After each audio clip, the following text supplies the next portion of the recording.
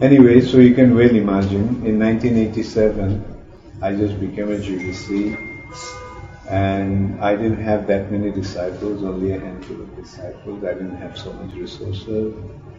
And anyway, by Krishna's mercy, New Mayapur was saved.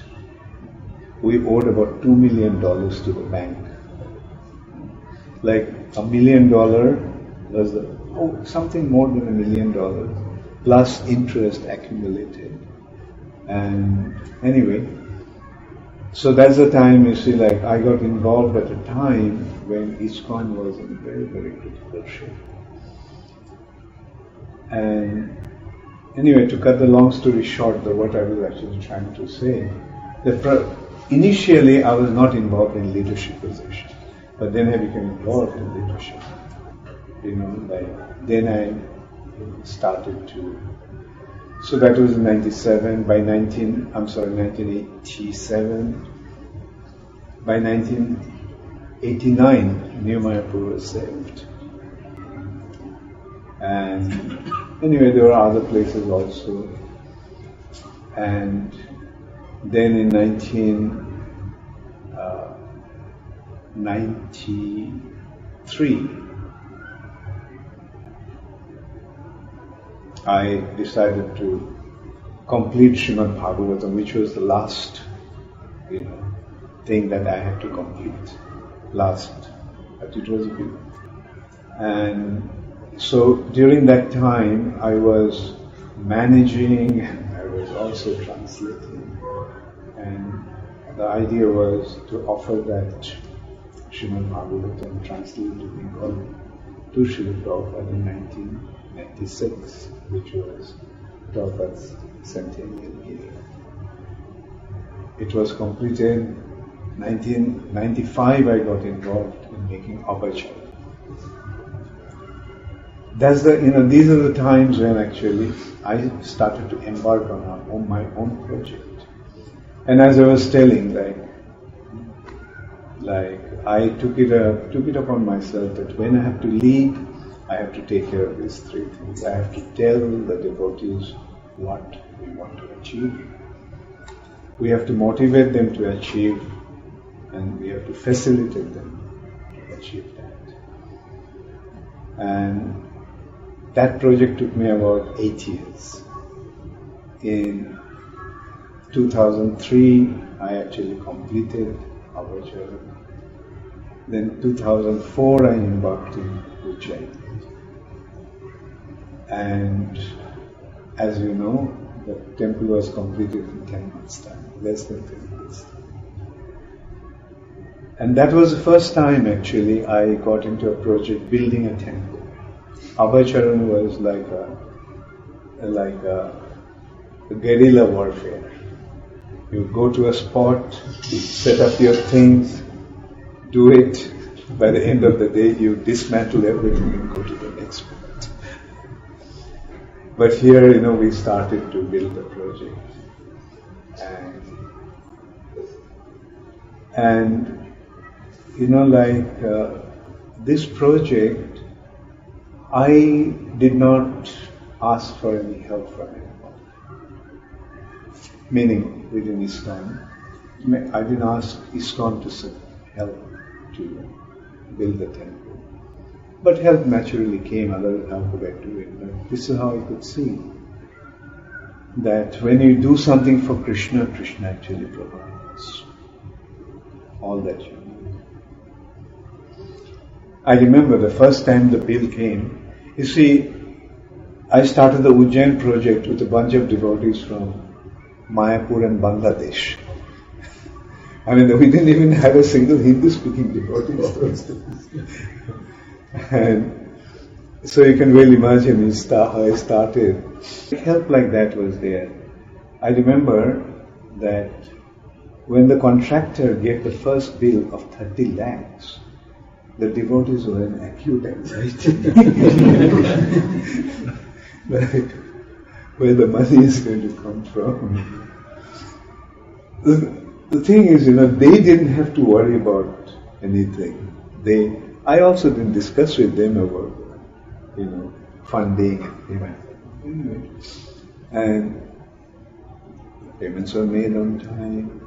The contractor also was very helpful. Like sometimes, we took a long time to pay, and he told me.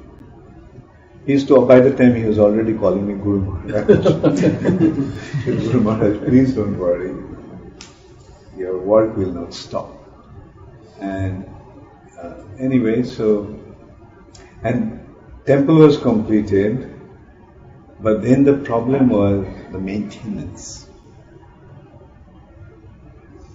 And it was actually temples, Ujjain temple was a very special temple, and the quality, the standard, and we didn't have any source of income locally. Like one thing is, I told them emphatically, no more making life makers, because oftentimes the temples get their financial things made with making life makers.